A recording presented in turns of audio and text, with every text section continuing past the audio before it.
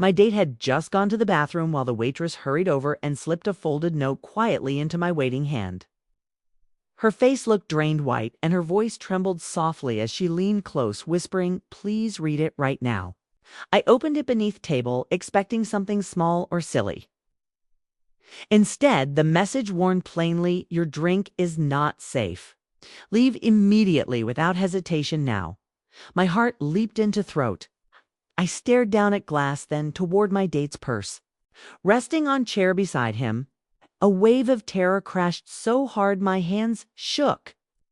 "My name is Jessa Rowan.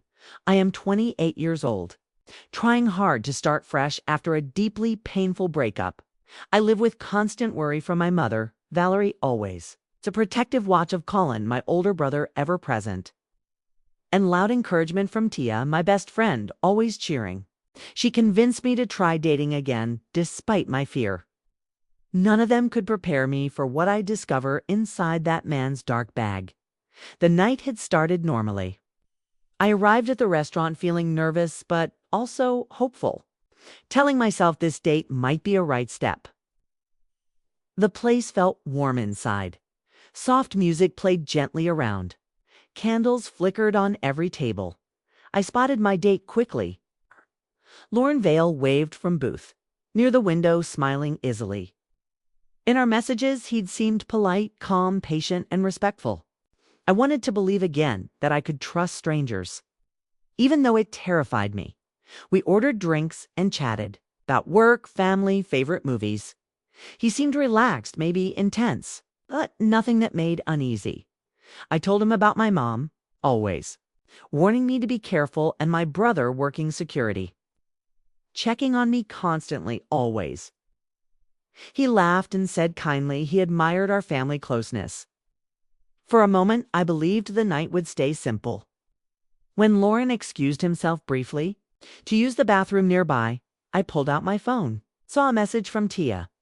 "If he's weird, blink twice." I smiled at the joke, then set my phone down. That was when Waitress appeared, beside me faster than expected. Her hands shook as she placed folded note under holder. She avoided my eyes entirely, whispered, "Do not drink anything. Promise this is important." Then she walked away quickly, so fast my pulse raced. I unfolded the note quietly. Reading it felt like ice sliding slowly down my spine. I glanced again at drink. Nothing looked strange or wrong. But warning came from fear, someone who looked truly terrified. I did not know what to do in that moment. When the bathroom door opened, Lauren walked back toward table, wearing a calm, easy smile. Fear washed over me suddenly, in a way I couldn't ignore.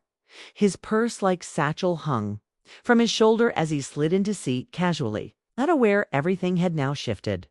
As he talked about menu, I couldn't stop watching glass or the bag beside him. Something inside me whispered urgently that I needed to be careful. That danger was absolutely real. And this night was wrong. Not normal anymore at all. If you're watching this now, make sure to subscribe below and comment where you're watching so I can welcome you.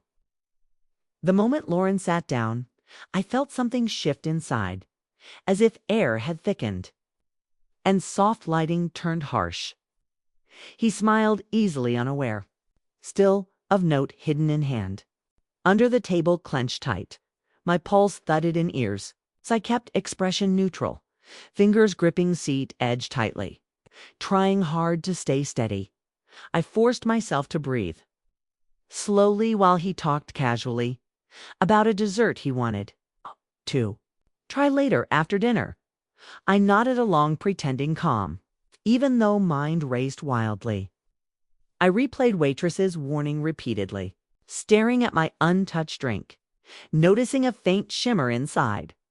At the bottom, unseen before, the room suddenly felt colder. I glanced at the waitress, across the room, watching nervously. She looked away very quickly, as if avoiding Lauren's attention. Her fear only tightened mine. I steadied my voice barely. When Lauren asked about hunger, I said I was fine. just feeling a little warm, even though I felt frozen. He frowned slightly, studying me, then casually reached for a satchel. On the chair beside him, as he lifted it slightly, something shifted with soft clink. My stomach tightened instantly hard. Before I processed that sound, the satchel slipped from chair, fell hard onto the floor. A small clear bottle rolled, stopping close near my foot. Lauren reacted too slowly. For it to seem like a harmless accident, I bent down before he reacted and grabbed the bottle fast. The label was mostly scraped, but I recognized the shape, because my brother Colin had shown me bottles like these when warning me about tampering cases he'd seen at hospital. My fingers shook as I held it there in hand. I forced myself to smile and passed it back calmly, pretending I missed the sirens screaming loudly inside my head. He snatched it back quickly and shoved it into bag. With a stiff, awkward motion he clearly tried to hide. The tension in his jaw tightened briefly before easing again. That sudden shift told me everything I needed to know. Something was wrong here. Very wrong beyond doubt. While Lauren reached under table to adjust his bag strap, I took the smallest chance I could possibly find there. I leaned forward slightly and opened the satchel flap barely, just enough to see inside. My breath caught painfully hard.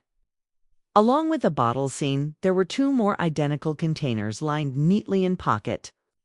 There was also folded paper with names written very neatly. In clean, sharp, careful handwriting, I recognized none of them, till my eyes stopped suddenly. On the final name listed, Jessa Rowan, written clearly there, in dark, heavy-looking ink. Beneath that list rested a small phone I didn't know. The screen lit up softly, triggered by the movement inside, and I saw a photo. It was a picture of me. It's taken earlier that same evening. It's walked toward restaurant. I've noticed no one watching me or following me.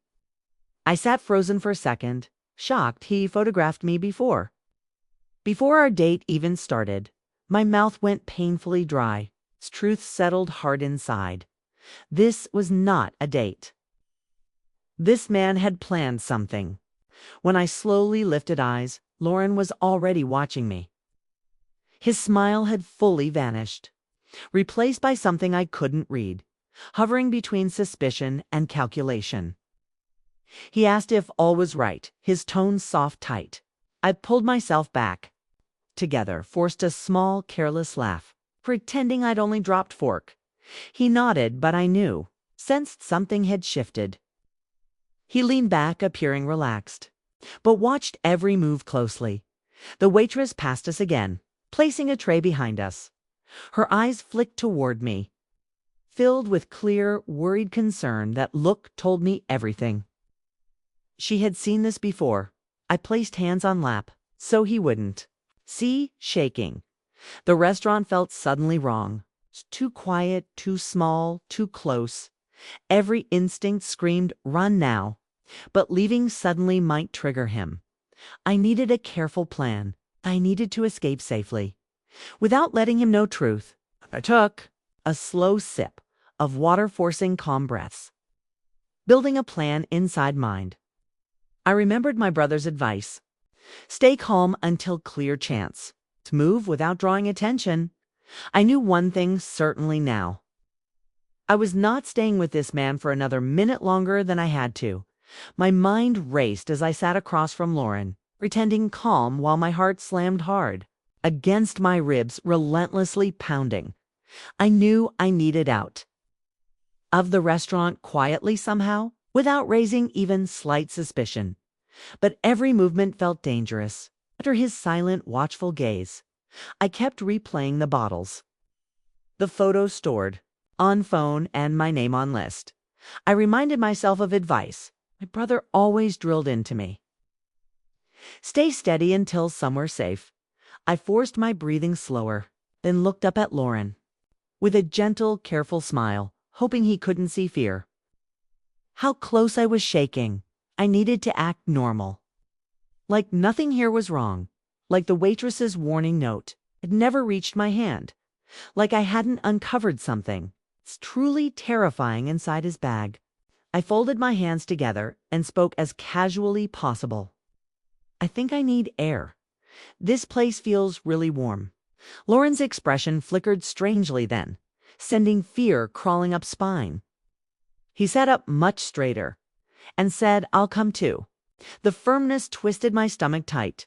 I knew if he followed, I would not escape him. I kept my voice light. Added, "No, it's fine, really. I'll be back very quick." I reached for my purse, making sure the bottles stayed hidden, asterisks safely tucked deep inside there. I stood slowly, keeping posture loose, even as my legs braced, ready to sprint if needed. Lauren's eyes tracked every movement, the kind of stare studying prey. Every step I dared take. I forced myself, not rushing. I walked toward the entrance calmly, like a normal customer leaving briefly. For fresh air outside, only when door opened fully, and cool night air hit, did I let myself move faster. I glanced back over, shoulder-checking Lauren's stayed at table. For the moment, he remained seated. That gave seconds I needed. I stepped onto sidewalk quickly, pulled phone out with shaking hands, immediately calling my brother Colin. When he answered, I whispered, "Something's wrong. I found bottles. My name was on list. I think he drug drink." Colin's voice sharpened. Instantly then, he told me, "Get somewhere public, with people and locked doors." That was possible fast. I scanned street under bright lights, spotted a convenience store nearby, on the corner, glowing bright, with late shoppers still inside. I hurried toward it quickly, pushing through door, heart racing, so hard it echoed loudly. Inside my ears, pounding wildly, Colin told me, "Stay talking, remain on call, keep moving, stay near cameras and witnesses." I moved toward back aisle, near refrigerators cold, humming loudly, where I could watch windows without being too visible myself. My breathing stayed uneven, shaky, as I processed how fast the night had shifted violently. Moments later, through the glass, I saw Lauren step out of the restaurant slowly. His posture looked different now. His shoulders stiffened unnaturally tight, and he scanned both sides of the street with care, slow, deliberate, searching movements. When his eyes passed over the convenience store windows, my chest tightened painfully hard. I crouched slightly lower behind a display shelf inside, still keeping phone pressed tight against my ear quietly. Colin told me, "Stay low and stay completely quiet now." Lauren walked a few steps, checking the alley beside restaurant, then looking across the street as if guessing where I'd gone. The uncertainty on his face lasted only a brief moment, before he began walking again, toward the sidewalk, slowly scanning. It's like someone hunting something lost, something that belonged to him. I gripped the phone tighter. Colin said officers were coming, already on their way now. It would meet me inside. I kept my eyes fixed on Lauren's every movement. The fear inside me grew, heavier with each step closer. Closer to the street I'd chosen, the store lights reflected faintly on the glass windows outside, making it harder to tell if he'd noticed me hiding. Stopped directly across street, pulled his phone from pocket, stared at the screen, as if checking something important. Then he looked up again, his eyes tightened, studying surroundings. I swallowed hard and froze, reminding myself I wasn't alone. People were all around me. People were all around me. Help was already coming soon. All I had to do was hold on until then. For the first time since the waitress gave me note, I felt a hint of hope, breaking through heavy fear inside. I had made my move. I had left the table. I had acted before him. Now I just needed to survive. The next few minutes here, I stayed crouched behind shelf, whispering softly to Colin through the phone while watching Lauren standing across the street, scanning doorways' shadows carefully, like tracking my steps backward. My breathing felt uneven, shaky, but I forced myself still. It's a convenience. Store felt safe, only because he hadn't seen me hiding there just yet. Bright lights hummed softly overhead. The cashier glanced at me, its concern clear on his face. When he noticed me hiding, I pressed finger to lips, begging silently, "Don't draw attention." Outside, Lauren paced a few steps, then lifted his phone again, scrolling quickly like locating me. The thought made stomach twist tight. Tracking apps. Photo timestamps, maybe? Colin's voice stayed calm, steady, saying officers were moments away. It's telling me maintain position there. I whispered. Lauren looked angry. His jaw clenched hard tight. His movements grew sharper now. He stepped closer to crosswalk, glancing straight at store window. I ducked even lower down. He paused, staring through glass, for a terrifying, endless moment. I thought he had seen me. He leaned in slightly closer, looking past counter and shelves, searching faces, movement patterns closely. I held my breath painfully, until my chest ached hard.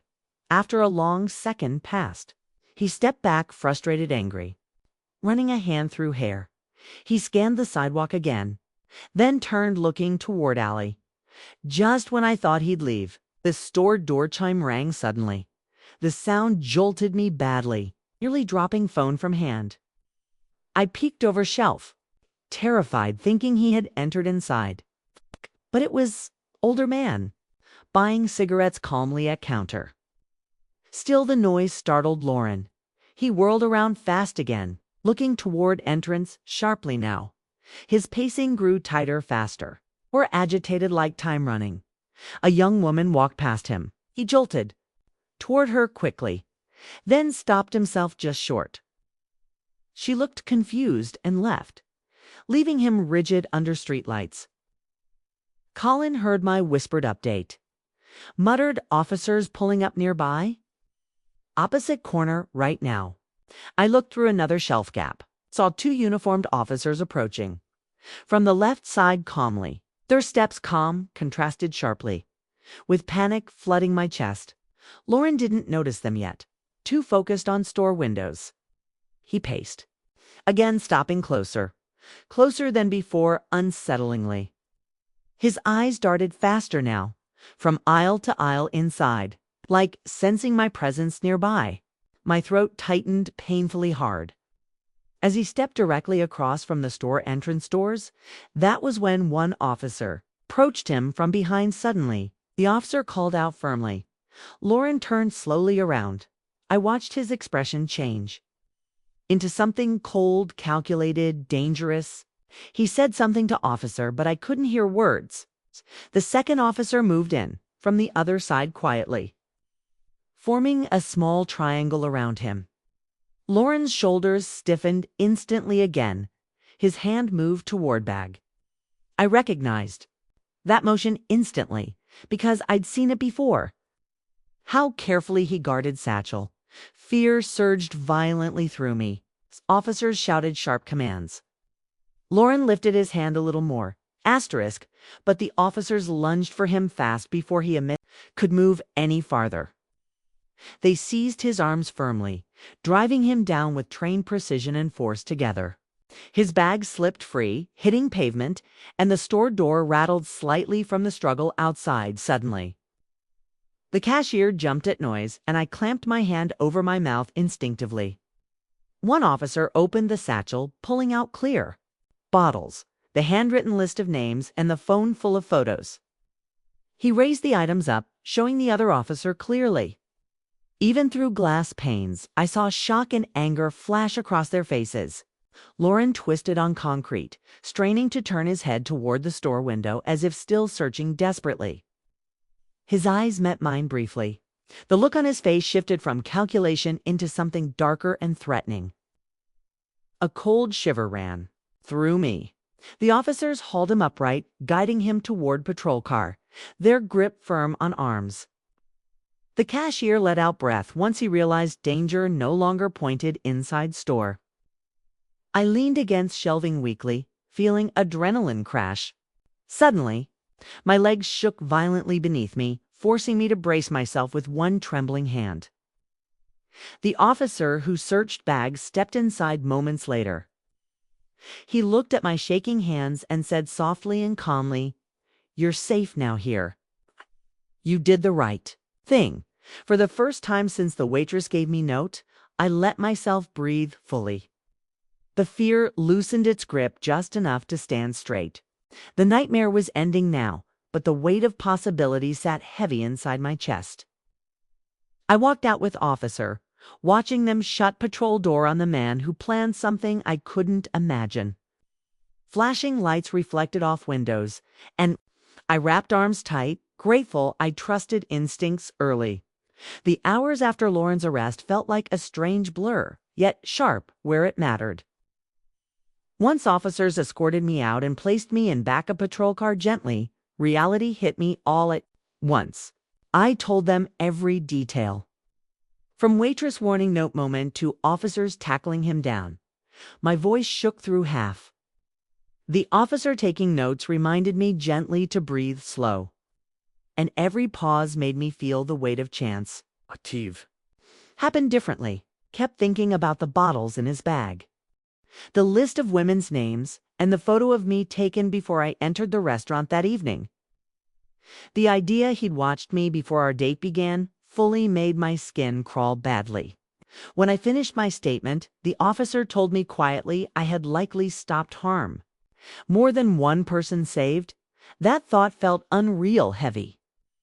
I never imagined my actions could protect someone else. I sat inside patrol car while officers searched his belongings. And when they finally cleared me to call my family, the first number I dialed was my mom immediately. Valerie answered in pure panic, demanding to know I'm safe. Her voice cracked so hard I nearly broke right there. I told her I was okay. And police were with me. She cried openly through phone, trying hard to stay strong, but fear colored every breath. 10 minutes later, she arrived with my brother Colin following. My mom ran to me so fast she nearly fell, pulling me into crushing hug that hurts ribs yet grounds. Colin, usually calm, composed, looked angrier than ever before. He asked for every detail, not from doubt but need. When officers showed him bottles, I saw his face harden. He told lead officer quietly he'd seen cases like this at hospital, and I was lucky. The waitress noticed the danger. I thanked her again later when officer brought her over. She explained she'd seen Lauren watch my drink repeatedly before. She recognized behavior from training. Ken couldn't stay silent anymore. Something about his watching unsettled. Hugged her tightly then. Promised never forgetting her bravery. Back at home, my mom refused to leave my side. Hovering, like when I was sick. My brother checked locks, windows, and backyard 3 separate times before relaxing enough to sit. I replayed everything endlessly inside, especially opening his satchel flap.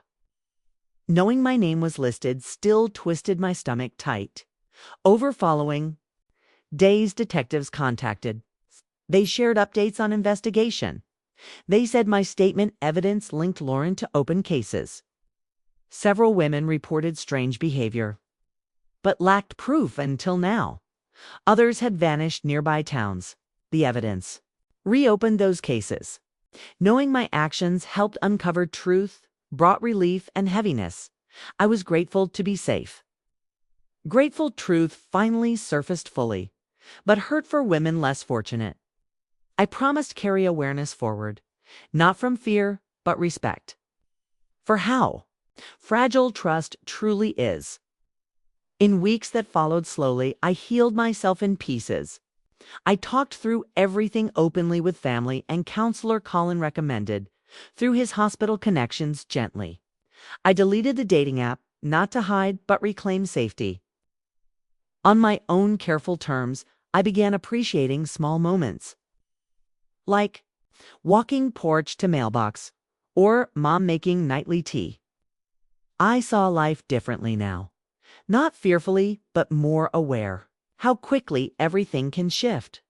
When you stop paying attention, it's the last time detectives called.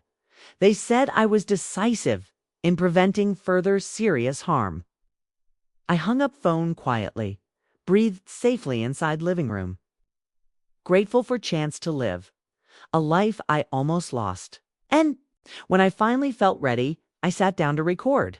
It's this story not to scare, but remind people trust instincts.